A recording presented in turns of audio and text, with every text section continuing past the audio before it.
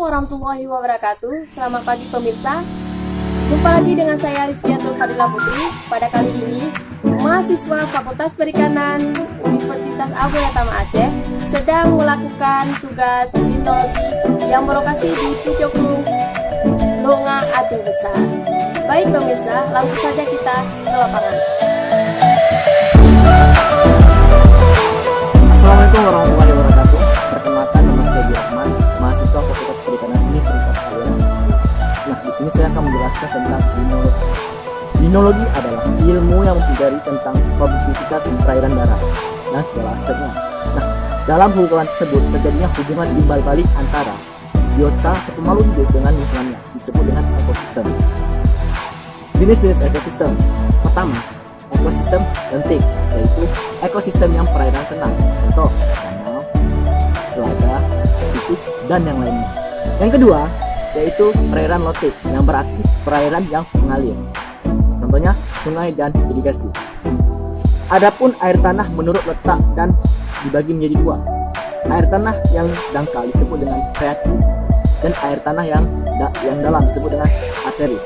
Nah, dalam ekosistem tersebut terjadinya ada komponen-komponen yang ikut serta dalam memperkaya nutrien, disebut dengan komponen abiotik maupun komponen biotik. Komponen abiotik itu komponen yang tidak hidup, contohnya suhu, air, tanah, kelembaban, dan topografi.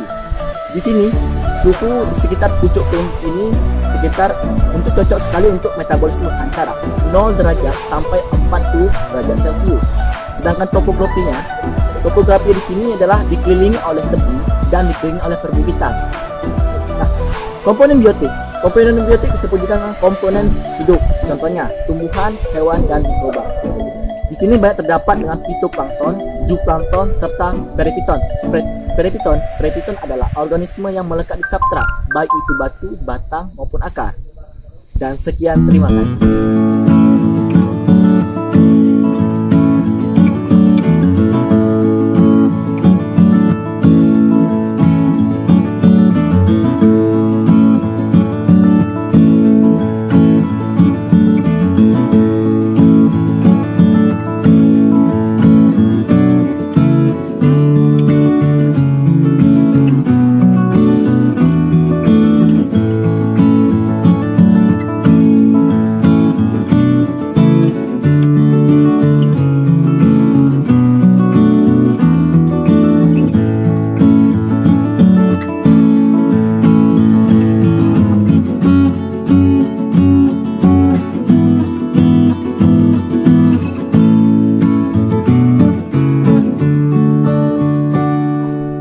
Baik teman-teman, perkenalkan nama saya Rizkiatul Fadila Putri, mahasiswi Fakultas Perikanan Universitas Abu Yatama Aceh.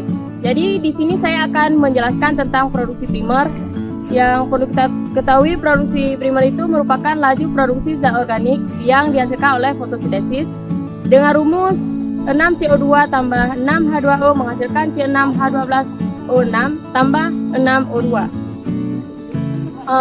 Jadi ada beberapa faktor yang mempengaruhi produksi primer, yaitu kedalaman, kecepatan arus, kecerahan kurang dari 1 meter, suhu 0 derajat sampai 40 derajat Celcius, kemudian salinitas, fosfat, dan nitrit. Jadi di sini bisa kita lihat contohnya, ada fitoplankton. Fitoplankton di sini berperan sebagai produsen yang kemudian dimakan oleh zooplankton yang berperan sebagai konsumen pertama. Kemudian zooplankton dimakan lagi oleh ikan kecil yang berperan sebagai konsumen kedua. Kemudian ikan kecil tersebut dimakan lagi oleh ikan yang lebih besar yang berperan sebagai konsumen ketiga. Sehingga ikan yang lebih besar ini dimakan lagi oleh ikan predator dan seterusnya, sehingga di sini terjadi rantai makanan. Jadi ikan predator yang mati akan diurai oleh dekomposer sehingga menghasilkan nutrien dalam perairan. Nutrien ini dapat digunakan sebagai pakan alami untuk ikan.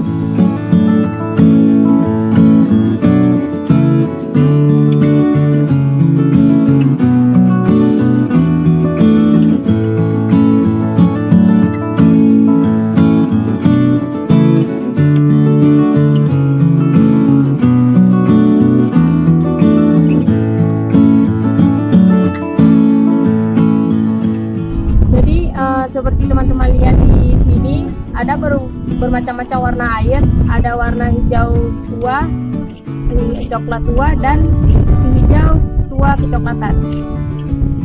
Air berwarna hijau tua itu didominasi oleh chlorofyllaceae ya, dan yang kedua air yang berwarna coklat itu lebih didominasi oleh diatom.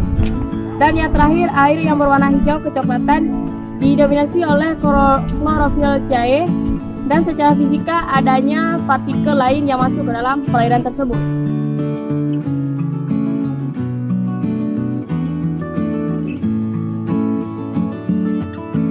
Perkenalkan, nama saya Maulidia, mahasiswi Fakultas Perikanan Universitas Abdul Tama Aceh.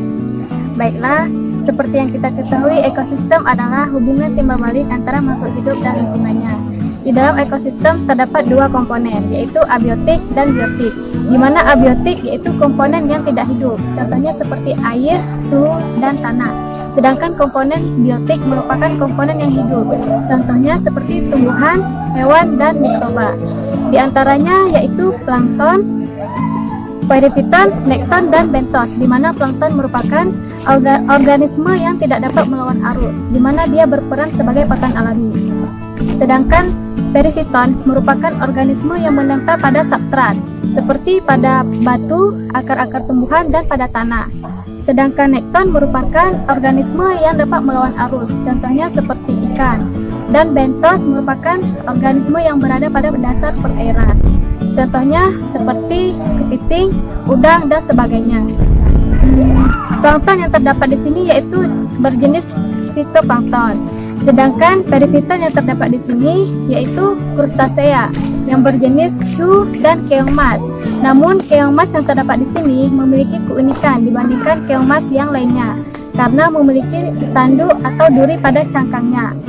Dan jenis organisme nekton yang terdapat di sini merupakan ikan nila, ikan mujair, dan ikan berkepala bintang. Selanjutnya, organisme bentos yang terdapat di sini yaitu kepiting dan udang. Baiklah, sebagai informasi, pucuk krung berhulu di sini, hilirnya di Sungai Luknga dan bermuara di Pantai Luknga. Sekian, terima kasih.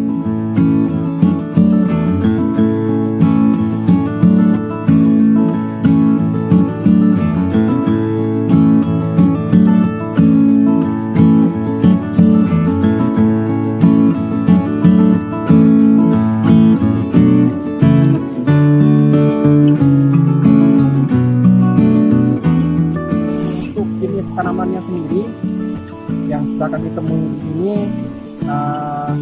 seperti jenis tumbuhan yang berada di samping-samping air seperti lalang dan pohon masakenya bakjo dan berbagai jenis pohon lain yang berada di samping perairan. Fungsi dari secara fisik, fungsi dari tumbuhan ini untuk menahan erosi akibat derasnya aliran air yang ada di Sungai Pucuk Krung ini.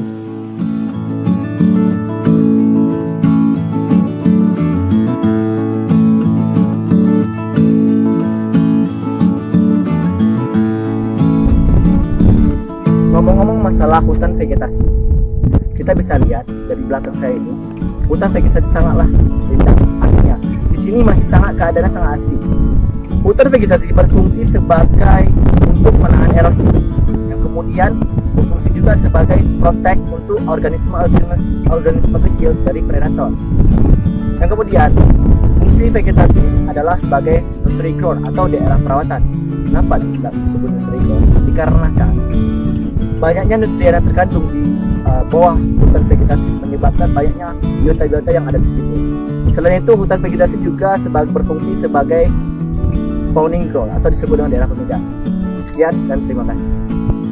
Jika pohon terakhir telah ditebang, Apabila ikan terakhir telah ditangkap Dan sungai terakhir telah mengering, maka manusia akan sadar bahwa uang uang tidak bisa dimakan.